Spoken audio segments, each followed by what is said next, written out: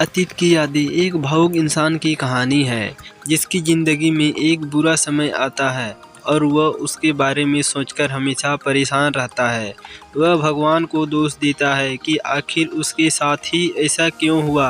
बाकी सभी की ज़िंदगी शुरू से ही खुशहाल रही है। यही सब सोचता हुआ वह इंसान दुखी रहने लगता है और एक दिन की सीख से उसकी ज़िंदगी आश्चर्यजनक रूप से बदल जाती है। कहानी पढ़कर जाने कि उस इंसान ने अपनी बुरी यादों से मुक्ति के लिए क्या सीखा। यह कहानी है एक श्याम नाम के लड़के की जिसने अपने बचपन में बहुत दुख देखे थे और उस बुरे अतीत के बारे में सोच सोच कर वह हमेशा परेशान रहा करता था। न किसी से कुछ बोलता न हंसता, बस दुखी रहता। बचपन की एक घटना ने उसे ज़िंदगी से मायूस कर दिया था। एक दिन की बात है, कॉलेज में नए प्रोफेसर आए हुए थे। सारे बच्चे उनका लेक्चर अच्छे से सुन और समझ रहे थे।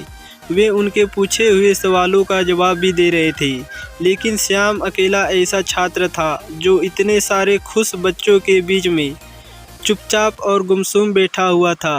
प्रोफेसर ने अपने आने के पहले ही दिन इस छात्र को नोटिस कर लिया पर कुछ कहा नहीं। प्रोफेसर ने श्याम को अगले दिन श्याम को अपने घर डिनर पर बुलाया। श्याम ने सिर झुकाकर हाँफी भरी और अगले दिन शाम को प्रोफेसर के घर जा पहुंचा। प्रोफेसर ने खाना मंगवाया। खाना खा लेने के बाद प्रोफेसर ने श्याम से शिकंजी पीने को कहा और किचन में जाकर 2 गिलास शिकंजी बनाकर ले आए। श्याम मना न कर सका, लेकिन श्याम ने मना करते हुए कहा, नहीं सर, थोड़ा ही ज़्यादा है, मैं पी लूँगा। थोड़ी चीनी मिलाकर इसे फिर से मीठा किया जा सकता है।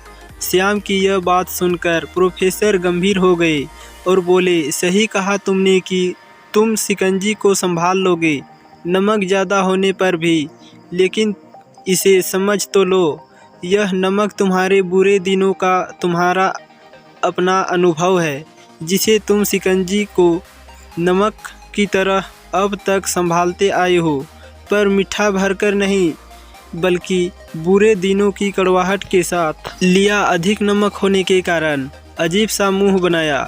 यह देख प्रोफेसर ने पूछा, क्या हुआ, शिकंजी पसंद नहीं आई? नहीं सर, ऐसी बात नहीं है, बस शिकंजी में नमक थोड़ा ज़्यादा हो गया है, श्याम ने जवाब दिया। प्रोफेसर इसी ताक में थे। उन्होंने कहा, अरे अब तो ये बेकार हो गया, लाओ गिलास मुझे दे दो, मैं इसे फेंक देता हूँ। प्रोफेसर ने गिलास लेने के लिए अपना हाथ आगे बढ़ाया, लेकिन जैसे हम हमेशा या ज़्यादा दिनों तक लगातार कड़वी शिकंजी नहीं पी सकती, इससे हमारा स्वास्थ्य बिगड़ सकता है, बिल्कुल उसी तरह हमारी ज़िंदगी भी कड़वाहट में नहीं कर सकती। तुम्हें शिकंजी को मीठा करने के साथ साथ अपनी ज़िंदगी में भी मिठास लानी होगी ताकि तुम खुश रह सको। हम सबकी ज़िंदगी में बुरा समय आता है, जैसे नमक को शिकंजी से बाहर नहीं निकाल सकते, पर चीनी मिलाकर उसकी कड़वाहट को कम कर सकते हैं, वैसे ही उन बुरे अनुभवों को भी जीवन से अलग नहीं कर सकते, पर ज़िंदगी में अच्छे पलों को जोड़कर उसे मीठा कर सकते हैं। प्रोफेसर की बात श्याम की समझ में आ गई थी। उसने सोचा, वह अपने अतीत से जूझने की बेकार कोशिश कर रहा था और उसके चक्कर में उसने अपनी आज की खुशियों को नज़रअंदाज कर रहा था।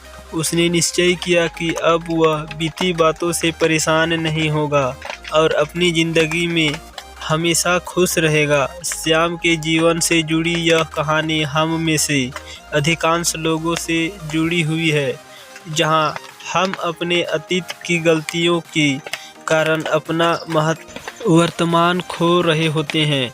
हम अपना अतीत को नहीं बदल सकते क्योंकि वह हमारे हाथ में नहीं है, लेकिन हम अपना वर्तमान बदलकर भविष्य जरूर बदल सकते हैं।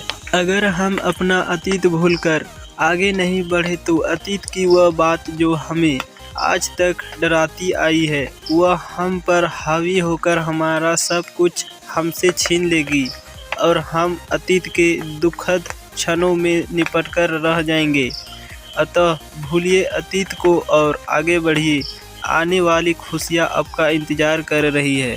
एक दिन प्रोफेसर ने श्याम के ऊपर ध्यान दिया तो उन्हें महसूस हुआ कि जब से वे आए हैं श्याम को उन्होंने बाकी बच्चों की तरह खुश और उत्साहित नहीं देखा। ऐसे ही कुछ एकाध महीने बीत गए। एक दिन उन्होंने लेक्चर खत्म होने के बाद श्याम को अपने ऑफिस में बुलवाया। श्याम दुविधा में था कि प्रोफेसर उसे क्यों बुला रहे हैं। ऑफिस में पहुंचने पर प्रोफेसर ने उसे बैठने को कहा और बैठते ही उन्होंने पूछा, क्या बात है, तुम हमेशा उदास क्यों रहते हो? किसी चीज़ को लेकर परेशान हो क्या? अगर चाहो तो तुम मुझ पर भरोसा कर सकते हो। श्याम थोड़ी देर सोचकर हिचकिचाहट भरी आवाज़ में धीरे से बोला, सर वो मैं अपने अतीत को लेकर परेशान रहता हूँ, जिसकी वजह से मैं अपनी ज़िंदगी नॉर्मल तरीके से नहीं जी पा रहा हूँ। तो दोस्तों, ये थी हमारी आज की कहानी। आपका क्या कहना है इस कहानी के बारे में? क्या ये कहानी सही है? कमेंट करके हमें ज़रूर बताइए। वीडियो को लाइक कर दीजिए और इसी तरह की कहानियाँ लगातार सुनने के लिए चैनल को सब्सक्राइब करके घंटी को दबाकर ऑल पर सेट कर लीजिए, ताकि हमारे आने वाले वीडियो का नोटिफिकेशन आपके पास तुरंत पहुँचे। तो दोस्तों, मिलता हूँ आपसे अगले वीडियो में। तब तक के लिए धन्यवाद।